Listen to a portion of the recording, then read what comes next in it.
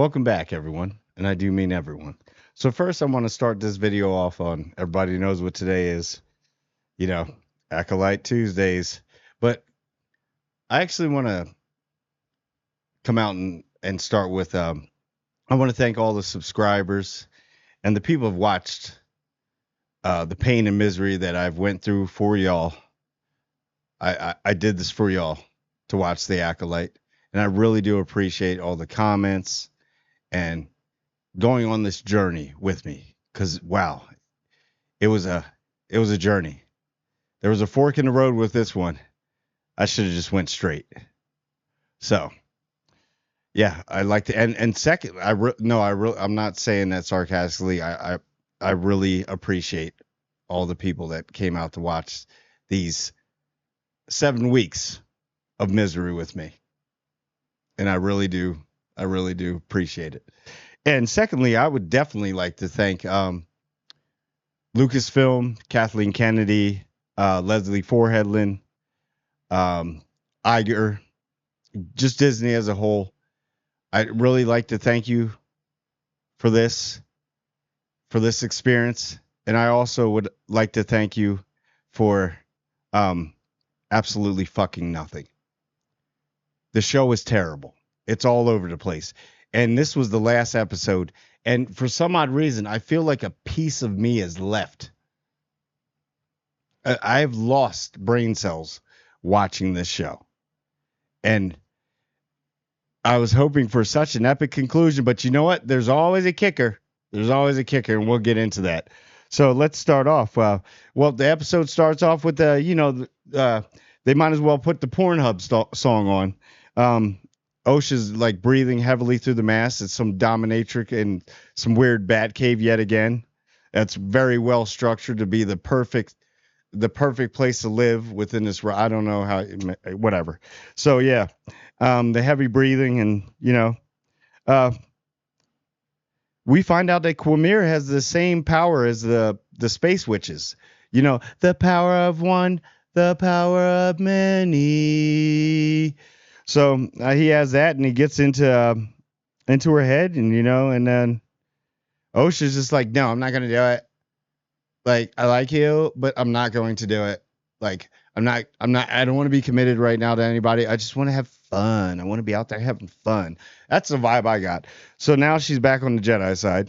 Because Ocean May, they can't make any decisions, so never let them do anything like do your taxes or make financial decisions for you. Maybe make a simple thing as whether you should use a fork or a spoon. The two of them would just flip-flop on that. Okay, so all of a sudden, then we flip back to Soul and May. He's got her like locked up, but we forgot one thing. We just left the little robot, the little useless Walkman, walkie-talkie, whatever the heck that is, the robot droid, whatever. Yeah, just forgot about that. Just sitting on her hip. It is kind of big. It looks like the old school like CD cases that people would carry with them sometimes, and they had the little holster. Yeah. So you didn't notice that. Cool. So she gets out. Yeah. And then gets on the ship, gets out the escape pod. She shocks a Soul, and Soul falls down, and oh my gosh. And then Basil comes through. What is the point of Basil? What is this little Punxsutawney Phil? If he sees a shadow, we're going to get 6 more weeks of winter. This animal, this groundhog, I don't know what it is. What is he doing? So he sabotages Soul's ship so she sabotages the ship so she can get out in the escape pod and go back to the planet. Why can't we get away from this planet?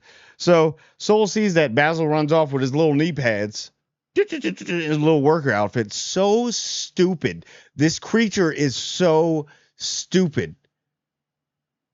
Like, I'm pretty sure the Gungans, that's a delicacy where on Naboo with the Gungans. They're probably like, oh, yeah, that's a delicacy. Like, it'll be like their sushi. It's get rid about useless, right? And so we got the Great Escape. So she's in the other ship, So there's so many ships that are on the ship. You have escape pods, escape ships. You have ships that depart from ships on it. It's almost like a Lego factory going on with this ship. Interesting. But there was some pretty good visuals, like when they went into the asteroid field was pretty cool. And then Soul's chasing May through there because she's trying to get back to the planet because there was no hyperdrive apparently on that.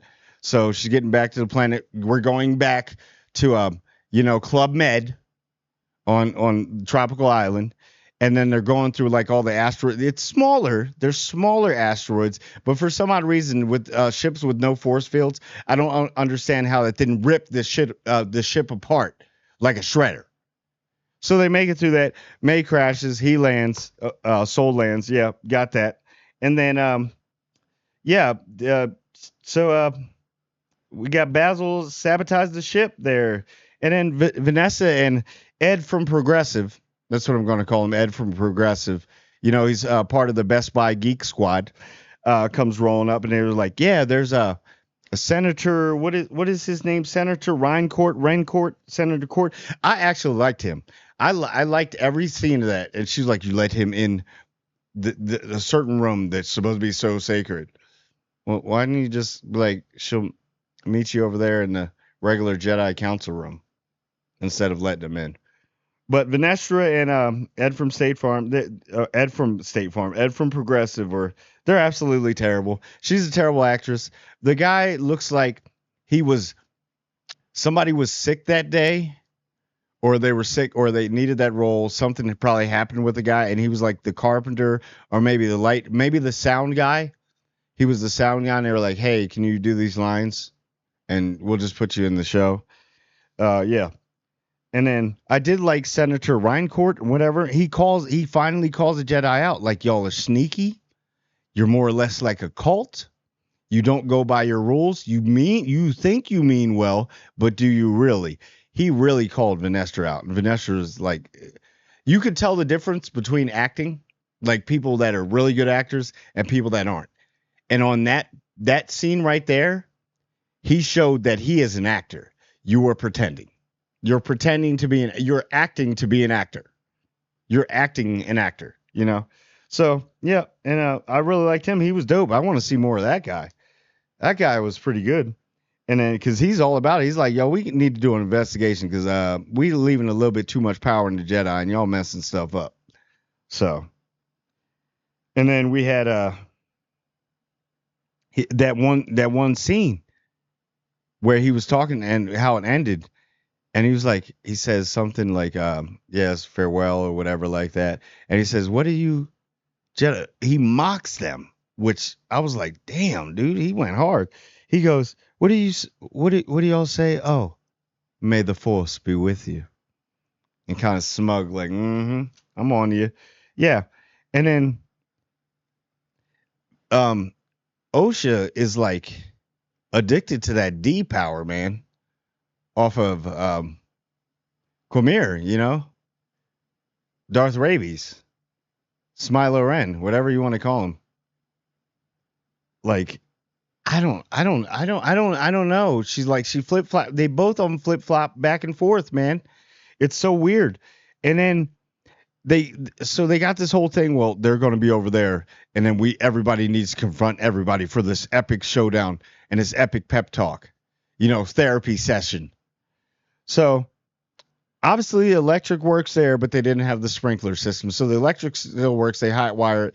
Quamir does his friggin' vanishing act and just disappears, And he asks her multiple times, like, "I can train you." She keeps saying no. She's like, "No, I'm not going to do it. No." Because, so it depends on what minute of the day you ask them. So you could have asked them this a minute ago, and then the next minute they'll be like, "Yeah, well, yeah, just like we talked about." I'm like, "What? You said okay?" So Quamir, once again, Quamir, and if you could have done this whole fight scene and ended off like that with Quamir and Soul again, still the show with their fight scene. It's amazing. Some of the stuff that's done, the force power, but all of a sudden everybody gets a level upgrade in here. Everybody hits Super Saiyan all of a sudden. Every single character hits Super Saiyan. We could just do shit that we couldn't do before. So we see a force blast now from Soul, like the same one, smaller than Qumir's, but still enough to do some impact. And we got Jedi lightsabers being thrown, like stuff floating back. It's amazing. That I'll give it. That was good. That was definitely good. See, I'm not beating it up too much, but then we pan back to the twins, and the twins are doing their fight, and all of a sudden, remember Super Saiyan level upgrades. They went from 1 to all the way to 1,000, and now all of a sudden Osha can be doing all this acrobatic stuff, kung fu, and her and May are fighting, and they're like fighting because remember, apparently they're not twins. They're the same person, just split into two people. A virgins in the Force. So, yeah. Okay, so they're fighting, and then May drops it on like, yo, let's ask Soul. Let's go set him up. So they do their whole little setup up, and the epic fight's still going on. And then I just don't get how then all of a sudden the Jedi are going to roll up now. So they roll up to the planet because they want to see what's going on. I don't understand if you can read his tracker from that far away, right? His tracker. Why can we not, with all this technology, be able to talk in the comms? Like, what kind of technology? Y'all guys can go light speed, hyperspace, all that stuff. And we can't get good cell phones? Or Bluetooth? I don't get that in the show. So, Jedi rolling up, and then Quimir, the twins come out, and then they're confronting a Soul, and then all of a sudden, Quimir's just sitting there. They're all, tell them the truth, Soul. Tell her the truth. And they all just sitting around having this whole therapy session. Soul's got his back turned to a friggin' Sith.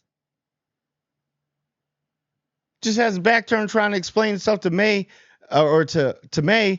And then Osha's over there being sneaky sneakerton, comes up and hears that, yeah, he killed her mother. And he does this whole thing like, I was doing it for you. And the moment when he was about to say, I was doing it because I loved you, I thought that wasn't a Jedi trait.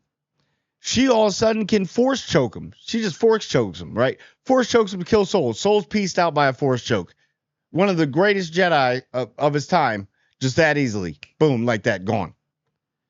So and then she grabs the lightsaber to swing at Quimir, and when she swings at Quimir, he backs up, and then she bleeds the lightsaber. She puts all of her hate into it and turns it red. So that was interesting. This first time we got to see somebody bleed a lightsaber, which was cool to see it. But are you Sith? Are you not? You bled it. If you bled it into that, you're all the way in. There's no oh my gosh, man. And then we got this whole history lesson during the whole thing about everything. Even when Soul was still alive, they were doing a history lesson on what this is about. It was like, we've already seen this. Why are we recapping? They know. They just want to know if you killed their mother. Just tell the truth, Soul. Just like, yeah, I killed your mother. He could have made it, I killed your mother because I made a mistake. I thought she was trying to kill you.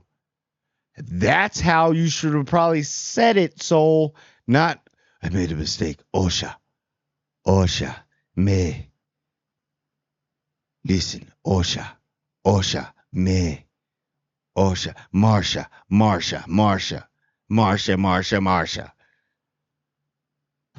Oh, May and Osha together. Marsha, that's awesome. Yeah, so, yeah.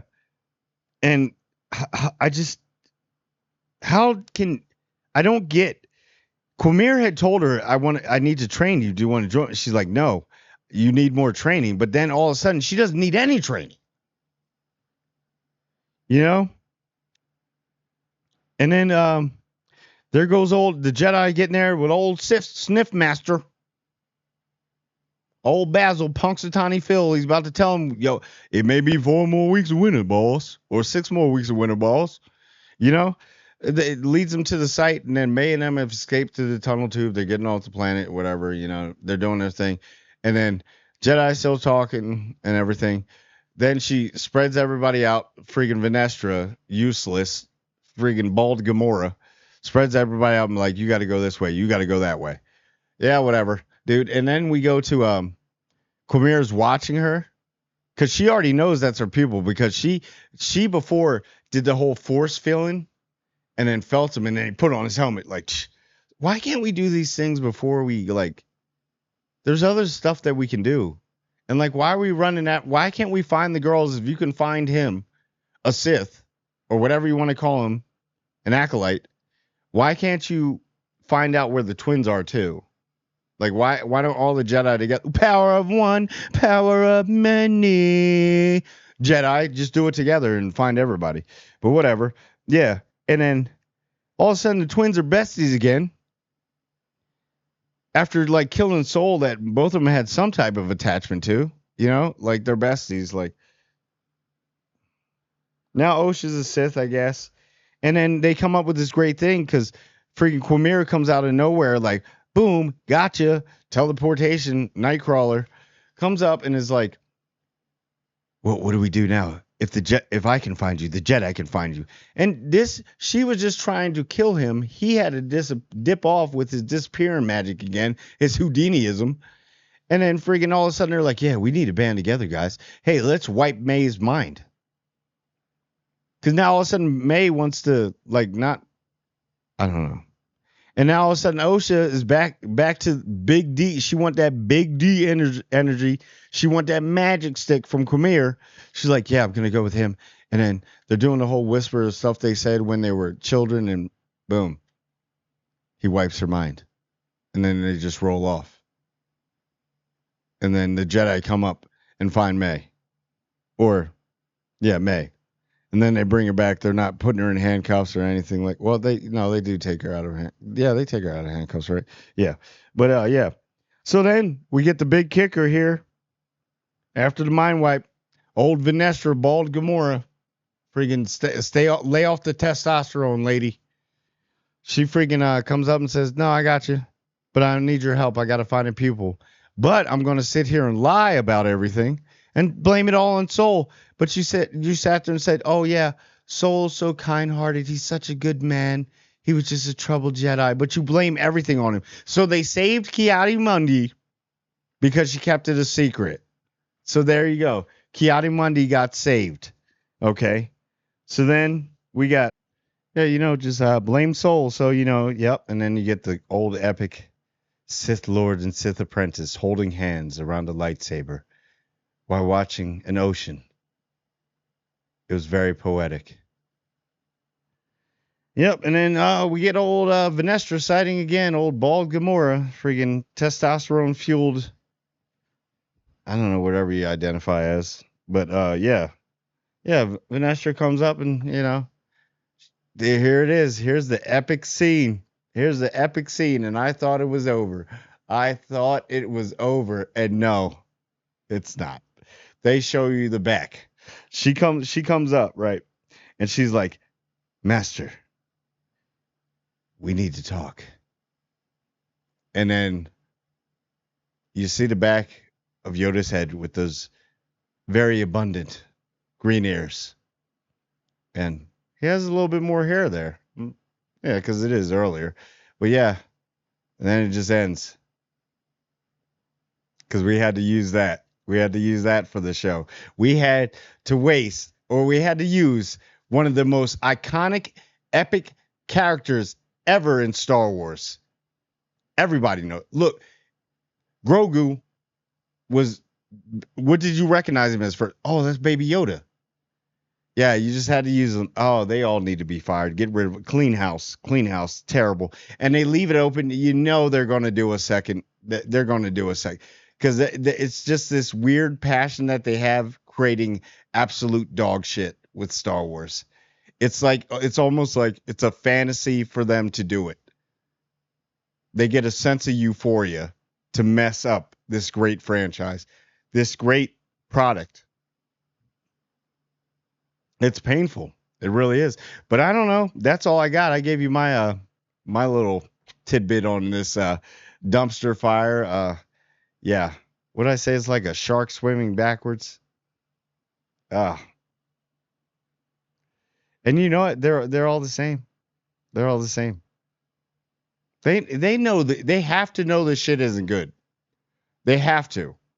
They have to be sitting back. Maybe somebody lost a bet somewhere and they were like, oh, well, for the next 10 to 15 years, you got to make bad Star Wars movies. That's the only thing I could think of and fathom with this. It's horrendous horseshit. But I went through that for you. And now, apparently, I'm going to have to be, this may be an ongoing thing with Star Wars. Yep. I'm going to fight the good fight. Good or bad, you know what I mean? Because apparently all the Jedi are dumb. They're actually wrong. And they've been wrong. There's been hints about them always being wrong. And like when the senator dropped that, I'm fully in, man. Let me bleed my lightsaber today. I can do Train Quamir. Where you at? Let's go. Because I right now I want to see more things about the Sith from now on. If you're gonna make some Star Wars from now on, just do Sith heavy, and just Jedi just falling by the wayside because it's all for nothing. But anyway, tell me what you think. Like, comment, and subscribe. And I guess we're going to be back for some more season 2 of the Acolyte. We can have Acolyte Tuesdays again. I'm probably going to up it, maybe do some fireworks before, because by then it'll probably be like 2 years, right? 2026. So my channel probably has grown a lot more, and I'll be able to do some like pyrotechnics, maybe some cosplay here and there, maybe some live on set. Because I'm all in on this. If you're gonna, I just want to see, I want to see how deep the rabbit hole goes. But anyway, I talk too much. But like, comment, and subscribe. And I want everyone to like, comment, and subscribe. It just takes one little click of the like button, one little click of the subscribe button, because I got plenty more videos coming out. And I want everyone to subscribe. And I do mean everyone.